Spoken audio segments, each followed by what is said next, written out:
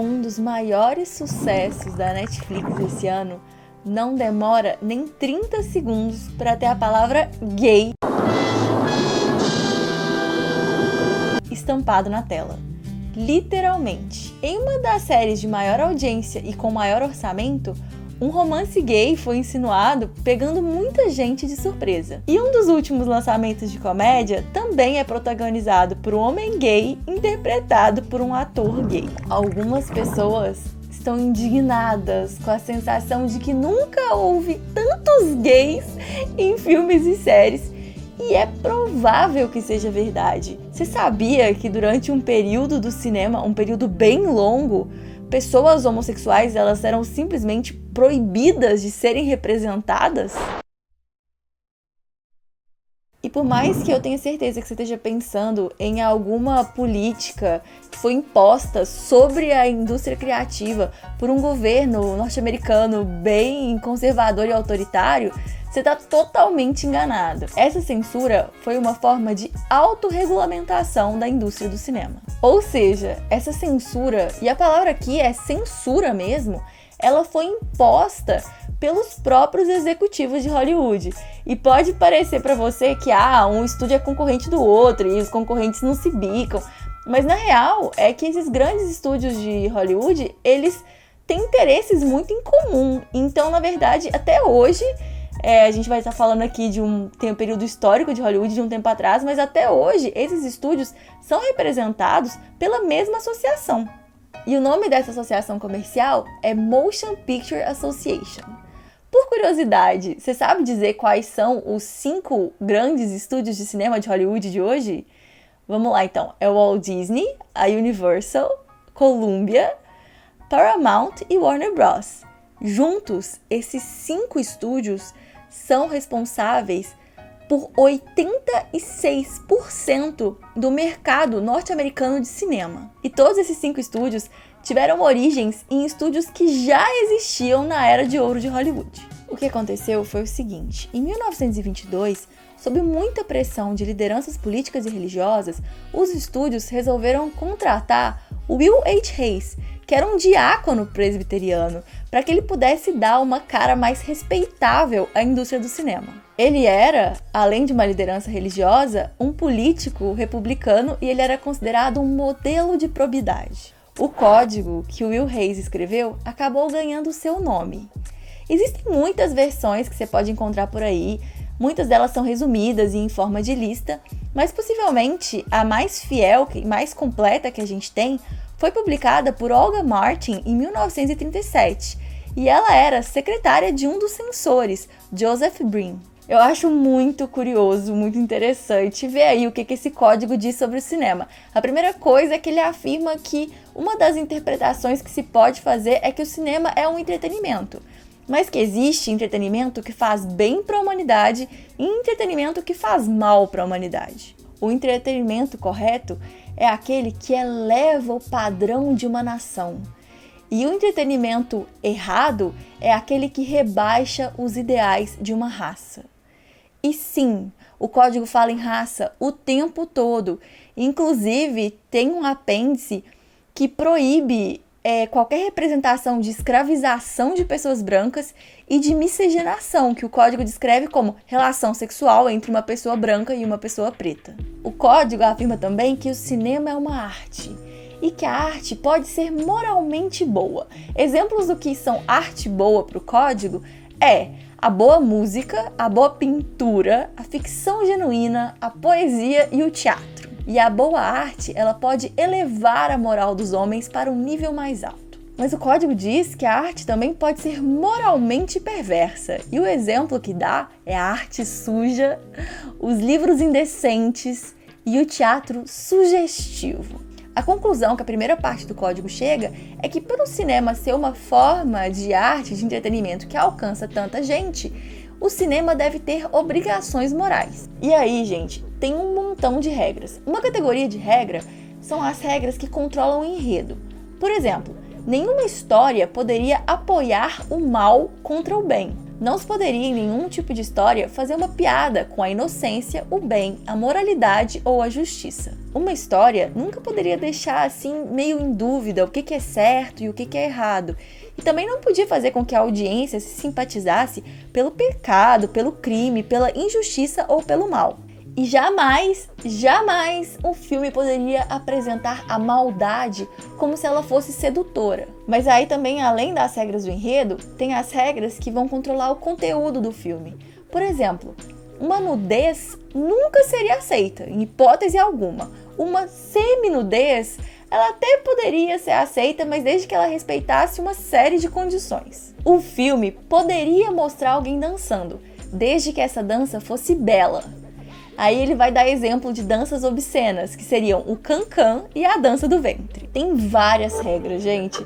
Eu acho tudo muito bizarro e muito interessante e eu preciso me controlar para não fazer um vídeo inteiro só listando e comentando cada uma das regras. Esse não é o ponto do vídeo, mas só para dar um gostinho. A palavra Jesus Cristo não poderia ser usada num filme fora do contexto de adoração. E outra regra era que lideranças religiosas elas não poderiam ser representadas como pessoas ruins, como pessoas desagradáveis, ou, enfim, não poderia fazer nenhuma graça de uma liderança religiosa em um filme. E a gente já sabe, né, eu já disse aqui que o código foi escrito por uma liderança religiosa, mas se a gente não soubesse disso, essa é a hora que a gente ia confirmar e ter certeza disso. O código vai longe. Mas o nosso recorte hoje diz respeito à representação de pessoas que se relacionavam com pessoas do mesmo sexo. Então, o que mais interessa aqui é a categoria de regras relacionadas à moralidade sexual. Essa parte do texto começa aí já colocando limite em um dos maiores clichês de Hollywood, que são os triângulos amorosos. O código vai dizer que jamais um filme poderia representar alguém se apaixonando por uma pessoa casada se isso fosse colocar em risco as instituições do casamento, do lar ou a moralidade sexual. Uma traição não poderia jamais acontecer num filme de comédia. E num drama até poderia, se fosse indispensável para o enredo, mas jamais a traição poderia ser representada como algo sedutor, uma coisa que é interessante, sabe? E também não poderia apresentar a traição como se fosse justificável, não. Estupro é colocado na mesma categoria que sedução. E nenhum dos dois poderia ser representado de forma explícita. E é claro que o único tipo de atividade sexual que poderia ser representado ali no cinema seria entre uma mulher e um homem casados, uma relação de amor puro. E a homossexualidade? Embora esse código seja um código que fala de estupro, de assassinato brutal e de tráfico de drogas, só para listar alguns exemplos, homossexualidade é a palavra que o código não ousa dizer. O código prefere chamar de o amor impuro. O amor que a sociedade sempre considerou errado e que é banido pela lei divina. Esse amor, é claro, ele não pode ser usado nem para fazer comédia, nem para ser representado como algo bonito, nem para despertar a paixão do público ou uma curiosidade mórbida. Filmes não podem fazer o amor impuro parecer correto e nem podem dar muitos detalhes também. Gente, resumindo, ou seja, não pode. E foi assim que em julho de 1934, o cinema norte-americano mudou. A partir daí, essa instituição, que começou a ser chamada de Hays Office, começou a regular o conteúdo dos filmes minuciosamente. E o código, ele perdurou por 30 anos. Durante 30 anos, Hollywood era regido por um código que não só censurava o que estava explícito, mas até o que poderia ou não estar implícito em um filme. De acordo com Thomas Doherty, que é um estudioso da história de Hollywood, o período que é chamado de Época de Ouro, essa Hollywood clássica, coincide exatamente com o tempo em que o Código Hays esteve em vigor. Vale até questionar se o tal do ouro diz respeito a características e estilo dos filmes e seu contexto de produção, ou o fato de que esses filmes não mexem na ferida que incomoda. A Era de Ouro começa com o estabelecimento do código e termina com a suspensão do código. Que ouro era esse? O nível de interferência dos censores nas produções de Hollywood era tão grande que o Thomas Leitch, que é um dos maiores e mais influentes teóricos sobre adaptações literárias de um livro para o cinema, ele vai dizer que os censores eles atuavam como uma espécie de coautores, por mais que eles não sejam amplamente reconhecidos como tal. Olha que loucura! Na adaptação de Rebecca, da Daphne du Maurier, que foi feita em 1940, foi os censores que decidiram que a morte dela precisaria ser um acidente, já que o marido não poderia sair impune. E esse é só um caso de coautoria dos censores. O Leitch vai dizer que, na verdade, os censores eles tiveram papéis importantíssimos em adaptações que são históricas e importantíssimas para o cinema, que é o caso de Scarface, de 32, de Mildred Pierce, de 45 e de O Vento Levou, de 39. Eu não sei se você já conhecia o Código Reis, mas se não é muito louco pensar que durante 30 anos Hollywood teve uma censura tão intensa que as pessoas que estavam ali controlando os filmes são entendidas hoje em dia como espécie de coautores das obras, de tanto que eles influenciavam os rumos das produções? A visão que a gente tem dessa antiga Hollywood muito recatada é uma visão revisionista, porque ela é muito ligada ao período em que o código estava em vigor. Se a gente vai pensar nos filmes que eram produzidos antes do código, filmes de mais de 90 anos atrás, a gente vai encontrar cenas que hoje, em 2022, eu não posso colocar aqui no YouTube sem borrar a cena. Porque hoje em dia, essas cenas violariam as políticas e as diretrizes da plataforma. É lógico, gente, que não dá para ser inocente. Existiam sim limites que os executivos de Hollywood colocavam nas produções dos filmes, mesmo antes do código. Só que esses limites eles eram feitos muito mais avaliando caso a caso e com relação às temáticas dos filmes. Então acabava que até existiam representações de pessoas homossexuais nos filmes antes do código, mas isso era um tabu tão grande que normalmente era feito por meio de estereótipos, como é o caso do Sissi. Eu particularmente acho a Hollywood pré-código muito fascinante, porque nela a gente consegue ver exemplos de coisas que sumiram por 3 décadas no cinema estadunidense. E o que é mais interessante é, nas representações do que foi proibido pelo código que a gente vê na década de 20, a gente já consegue ver características do próprio código. E o que eu quero dizer com isso? Todos esses elementos apareciam de maneira extremamente preconceituosa. No caso da homossexualidade, como você mesmo falou, o código sequer ousa mencionar a palavra. Isso é muito sintomático. Quando a homossexualidade era representada nesse cinema pré-código, ela era frequentemente na forma de um estereótipo que a gente pode chamar de sissi. E, assim, essa palavra não tem exatamente uma tradução, mas conforme eu for descrevendo o que é um sissi, vocês vão entender do que eu tô falando. Então, o que era o sissi? Os sissis eram homens, coadjuvantes ou figurantes, nunca protagonistas, e eles só tinham uma função em um filme dessa época: alívio cômico. Geralmente eram mordomos, cabeleireiros, alfaiates, coreógrafos, decoradores, enfim, trabalhadores. São personagens que, paradoxalmente, nunca eram representados tendo relações amorosas com ninguém, apesar de representarem o que a gente pode chamar de homossexualidade. Então, esses personagens eram praticamente assexuais. E a homossexualidade deles era inferida por antíteses. Antíteses com o que era arquetipicamente masculino. Então, esses personagens tratam mulheres com desdém ou desprezo, eles tinham vozes agudas e arrastadas, eles se vestiam com roupas que os diferenciavam dos personagens homens do mesmo filme, e muitas vezes eles contracenavam com homens arquetipicamente masculinos para fortalecer esse efeito cômico. E reparem que em momento algum a homossexualidade desses personagens é definida por relações amorosas ou sexuais com qualquer pessoa. Esse próprio efeito cômico desses personagens já é baseado num profundo preconceito. Qual que é a ideia aqui? A ideia é que um homem, ao renunciar à sua masculinidade, está fazendo algo impensável, algo absurdo. A gente também consegue observar isso vendo como as mulheres lésbicas eram representadas nessa época. As mulheres lésbicas, muitas vezes para surpresa de absolutamente ninguém, eram representadas para atender aos fetiches masculinos, mas também eram representadas como vilãs, como pessoas perigosas. Todas essas representações que eu falei são exemplos de como a sociedade estadunidense daquela época tratava com questões envolvendo homossexualidade. O que a gente tem que entender é que um estereótipo só funciona se ele for compartilhado por muitas pessoas. E, gente, mesmo que faça quase 100 anos dos exemplos que eu dei, vocês não conseguem pensar em exemplos hoje em dia?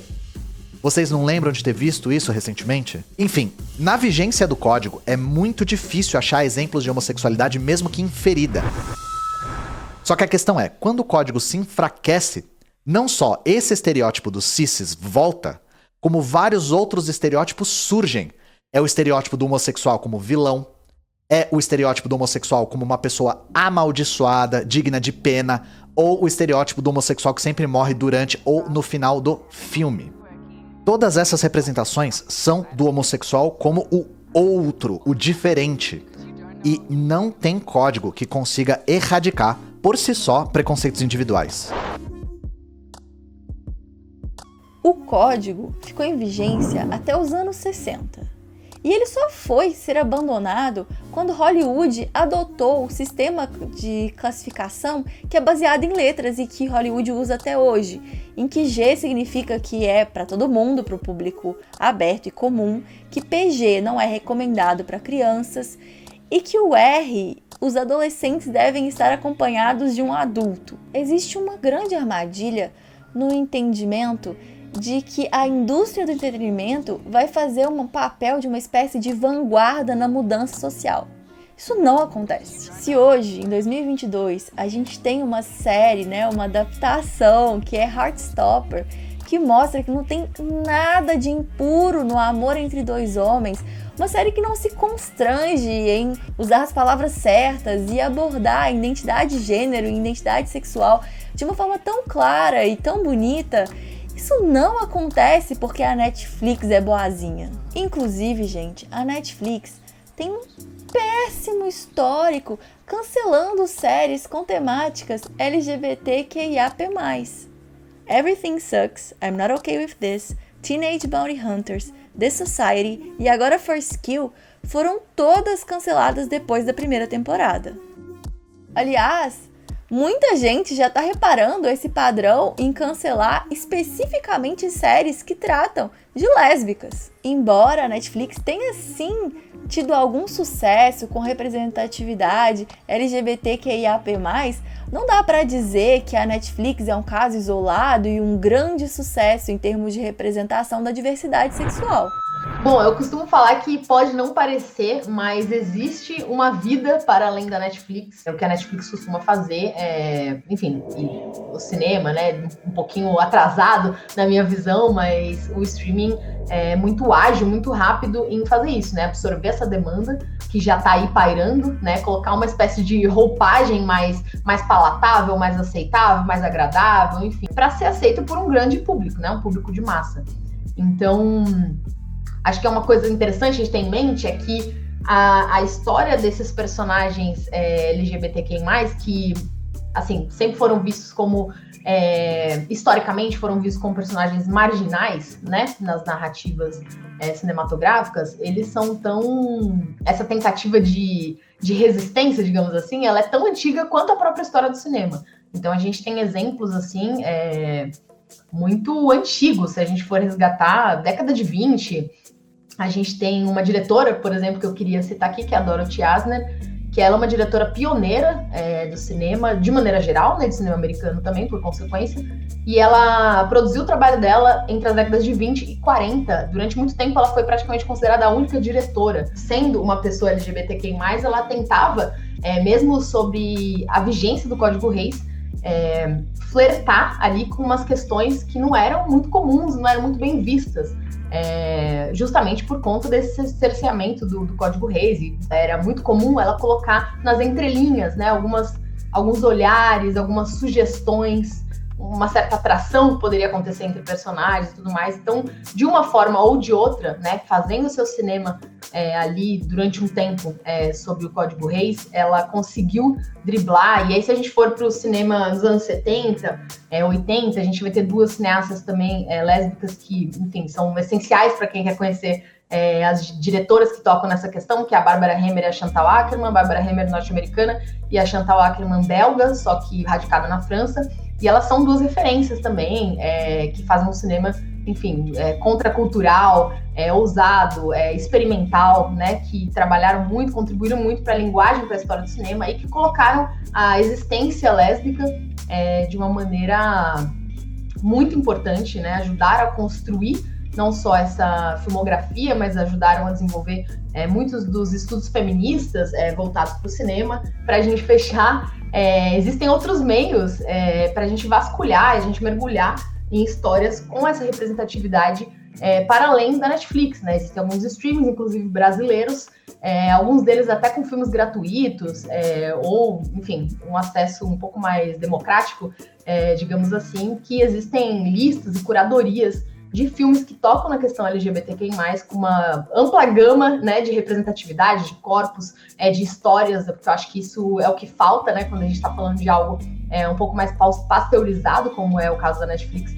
E esses streamings, por exemplo, a MUBI, a Filmica, que é brasileira, o Look, a própria SP Cine, tem muita coisa gratuita sendo ofertada, e esses 4 streamings que eu falei para vocês, eles costumam ter uma curadoria que tem listas prontas já de filmes ao redor do mundo, de diretores e diretoras, e que tratam, né, essa vastidão temática, né, e de possibilidades que existem em torno de histórias LGBTQI+, né? Não dá para acreditar, gente, que as mudanças sociais, elas vão chegar até a gente entregues assim de mão beijada numa bandeja de ouro carregada por lindas atrizes hollywoodianas. Se fosse assim, qual motivo a gente teria para a gente se organizar e lutar pelos nossos direitos e por uma sociedade mais justa? Se personagens LGBT hoje em dia marcam espaço na Netflix, isso não significa que a plataforma de streaming seja uma grande aliada. É só que depois de terem seus afetos barrados por mais de 30 anos em Hollywood e de muita mobilização política, hoje em dia as pessoas LGBTQIAP+, se fizeram impossíveis de serem ignoradas.